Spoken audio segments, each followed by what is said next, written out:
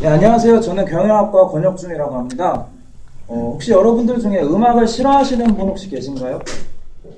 아마 찾아보기 힘들 거라고 생각이 되는데요. 실제적으로 이러한 음악을 여러분들은 멜론이나 벅스, 엠넷 등과 같은 대형 유통회사의 서비스를 통해 쉽게 접하고 계실 겁니다. 그렇다면 여러분들은 이런 음악이 어떻게 만들어져서 어떻게 여러분들께 전달되는지 혹시 알고 계신가요? 보통 잘 모르시는 분들이 많은데요. 뭐 별거 있겠어 라고 말씀하시는 분들도 실제로 많습니다. 음악이 한 곡이 만들어지기 위해 들어가는 모든 노력과 시간들을 생각해 봤을 때 좀 안타까운 일인데요. 저는 사실 경영학과지만 제 전공과는 무관하게 현재 작곡가와 보컬리스트로서 음악인의 길을 걷고 있고, 현재 음원 콘텐츠 제작 및 공연 기획 사업에서도 일을 하고 있으며 관련 창업을 지금 준비 중입니다. 그래서 이런 음악을 만드는 입장으로서 오늘 여러분들께 음악이 어떻게 만들어져서 어떻게 여러분들께 전달이 되는지에 대해 설명을 드리려고 합니다. 저는 먼저 현대 대중음악 작곡의 새로운 패러다임인 팀 작곡에 대해 설명을 드리고, 두 번째로 한 곡의 음악이 만들어지는 과정을 설명해 드린 다음 마지막으로 완성된 음악이 여러분들께 전달되는 과정에 대해 설명을 해드리겠습니다. 그럼 먼저 팀 작곡에 대해 살펴볼 텐데요. 일반적으로 작곡하면은 작곡가 혼자 작업을 하는 걸로 많이 알고 계시는데, 실제로도 그렇지만 요즘은 작곡가 여러 명이 모여서 함께 팀을 이뤄서 작업하는 팀 작곡 방식이 주를 이루고 있습니다. 음악계의 노벨상이라고 불리는 그라벤마이어 상을 수상하신 진은숙 씨는 자신의 저서에서 팀 작곡의 우수성에 대해 서술하기도 하셨는데요. 팀 작곡은 일반적으로 회사의 팀 프로젝트 팀과 굉장히 비슷하다고 보시면 될 겁니다. 팀장격인 대표 작곡가가 있고, 그 밑에 팀원격인 보조 작곡가들 여러 명이 있어서 이렇게 한 팀을 이뤄서 작곡하는 형식입니다. 요즘 일반적으로 음원의 소비 패턴을 봤을 때 굉장히 빠르잖아요. 그에 따라서 팀 작곡도 굉장히 작업 시간들이 빠르기 때문에 요즘 가장 각광받고 있는 방식입니다.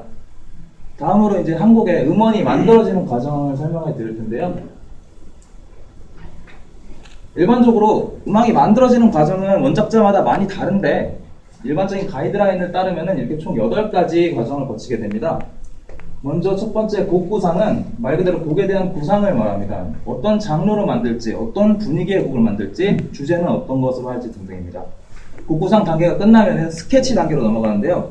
이 스케치는 말 그대로 곡 구상에 대한 그런 바탕들을 1차적으로 작업물로 표현해 본 것을 말합니다. 그렇게 해서 스케치 작업이 완료가 되면은 편곡 작업에 들어갑니다. 1차 작업물인 스케치에서 마음에 들지 않는 부분을 빼거나 악기를 추가하거나 하는 등등의 작업을 하고요. 그 다음에 이제 가이드 보컬 녹음에 들어갑니다. 가이드 보컬은 일반적으로 가사가 없는 멜로디만 있는 보컬을 말하는데요.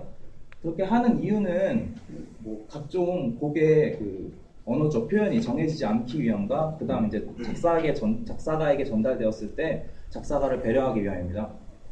그렇게 해서 작사가한테 전달돼서 곡에 가사가 붙여지고요. 모두들 아시는 가수가 녹음을 해서 곡이 이제 채워집니다. 그 다음에 여기부터는 좀 생소하실 텐데요. 믹싱 단계에 들어갑니다. 여기부터는 이제 음악의 영역이라고 하기는 조금 그렇고요. 이제 기계의 영역인데요. 사운드 엔지니어에게 전달이 돼서 이때까지 들어가 있던 각 악기의 소리, 보컬의 소리 등등을 듣기 좋게, 조화롭게 배치하고 만져주는 작업을 말합니다. 이게 끝나면 마지막 8번째로 마스터링 작업에 들어가는데요. 이때까지 모든 작업들도 중요하지만 이 마스터링 작업은 한 곡의 곡을 상품으로서 유통시키기 위해서 가장 중요한 작업이라고 말할 수 있습니다.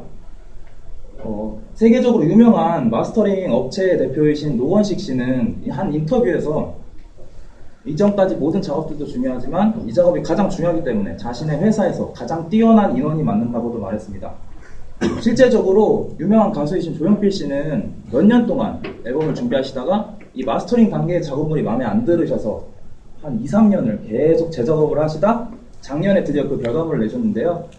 그 결과물이 여러분들도 잘 알고 계시는 조용필 씨의 19집 앨범 헬로입니다. 그렇게 해서 이제 다음으로 이제 음원이 어떻게 여러분들께 전달되는지에 대해 간단하게 살펴보도록 하겠습니다. 음원은 일단 완성된 음원을 제작사에 발송시키면서 시작이 되는데요. 제작사에서는 그 음원을 바탕으로 해서 이 음원을 유통시킬 것인지 말 것인지에 대한 회의에 들어갑니다. 그래서 유통 여부가 결정이 된 음원에 대해서는 이 음원을 가지고 가수의 어떤 컨셉을 정할 것인지, 앨범 컨셉은 어떻게 할까, 이런 등의 컨셉 회의에 들어갑니다. 컨셉 회의가 완료가 되면 이제 기타 등등 부수적인 앨범 커버, 뮤직비디오, 의상 등을 제작하게 되고요. 여기까지 끝나면은 저작권협회에 저작권 등록을 하게 되고 멜론이나 엠넷 등의 거대 유통업체와 유통계약서를 작성하게 됩니다. 그렇게 해서 마지막으로 최종적으로 여러분들께 유통이 됩니다. 여기까지가 한국의 음악이 만들어져서 여러분들께 전달되는 과정이었습니다. 여러분들은 평소에 굉장히 쉽게 클릭 한 번으로 음악을 접하고 계시지만 그렇게 다양하고 복잡한 과정과 여러 사람들의 노력이 합쳐져서 단 한 곡의 노래가 여러분들께 전달됩니다. 괴테는 음악을 사랑하지 않는 사람은 사람이라고 말할 자격조차 없다고 했습니다. 음악을 듣는 리스너의 입장으로서 자신의 음악 취향과 그런 것들은 매우 중요하지만 그런 것들을 떠나서 앞으로는 어떤 음악이든 듣게 들어보게 되시면은 이거 뭐 음악이 이래, 내 취향 아니다 이렇게만 생각하지 마시고 이건 이런 매력이 있는 음악이구나, 이거는 원작자가 이런 의도를 표현하기 위해 이런 음악을 만들었구나 라고 생각해 보시는 건 어떨까요? 여기까지가 제 발표 내용이었습니다. 감사합니다.